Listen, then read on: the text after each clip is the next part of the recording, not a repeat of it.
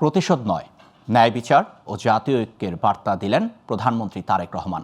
জুলাই গণঅভ্যুত্থানের 2 বছর পূর্তিতে প্রতিশোধের রাজনীতি বর্জনের আহ্বান জানিয়ে প্রধানমন্ত্রী বলেন, বিচারের নামে যেন কোনো অবিচার না হয়।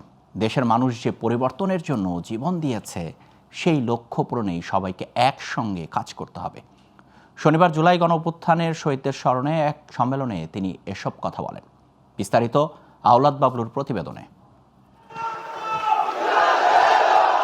24-এর গণঅভ্যুত্থানে শহীদদের স্মরণে এবং আহতদের সম্মাননা জানাতে রাজধানীর চীনমন্ত্রী সম্মেলন কেন্দ্রে আয়োজন করা হয় জুলাই জাতীয় সম্মেলন। এ সময় শহীদ ও আহত পরিবারের সদস্যদের আবেগঘন বক্তব্যে ভারী হয়ে ওঠে পুরো আয়োজন। আজকে এখানে দাঁড়ানোটা সহজ ছিল না।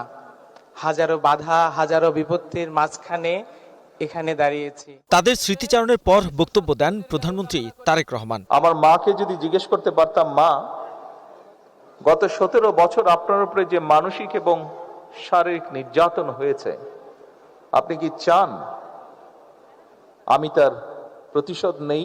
আমার মায়ের সন্তান হিসাবে আমি নিশ্চিত আমার মা আমাকে বলতেন,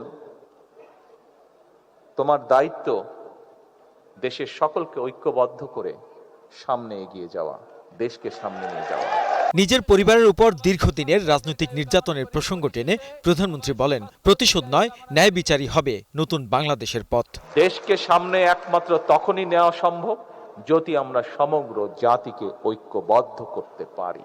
কাজেই আজকে আসুন, ত্যাগ সেই করতে পারে যার ত্যাগ করার মতন শক্তি এবং সাহস আছে। জুলাই গণ অভ্যুত্থানে যারা জীবন দিয়েছে এবং আহত হয়েছে, তাদের স্বপ্ন ছিল রাষ্ট্র ব্যবস্থার পরিবর্তন ও গণতন্ত্র প্রতিষ্ঠা। সেই স্বপ্ন বাস্তবায়নে রাজনৈতিক বিভাজনের ঊর্ধ্বে উঠে জাতীয় ঐক্য গড়ে তোলার বিকল্প নেই বলেও মন্তব্য করেন তিনি। শুধু আমার দলেরই নয়, অন্যান্য আরো রাজনৈতিক দল এবং একই সাথে যে সকল অরাজনৈতিক ব্যক্তি যারা 5ই আগস্টকে সফল করেছিলেন, তাদের সকলের কাছে বলতে চাই যে আসুন, আমাদের প্রতি স্বৈরাচার যেমন, বাংলাদেশের লক্ষ কোটি মানুষের প্রতি স্বৈরাচার যেমন অবিচার করেছিল, আমরা বিচারের নামে কারো প্রতি যেন অবিচার না হয়, সে বিষয়টিতেও আমাদের সচেতন থাকতে হবে। স্বৈরাচারী সরকার যেভাবে বিচার ব্যবস্থাকে রাজনৈতিক প্রতিহিংসার হাতিয়ার হিসেবে ব্যবহার করেছে, বর্তমান সরকার সেই পথ অনুসরণ করবে না বলেও আশ্বাস দেন প্রধানমন্ত্রী তারেক রহমান।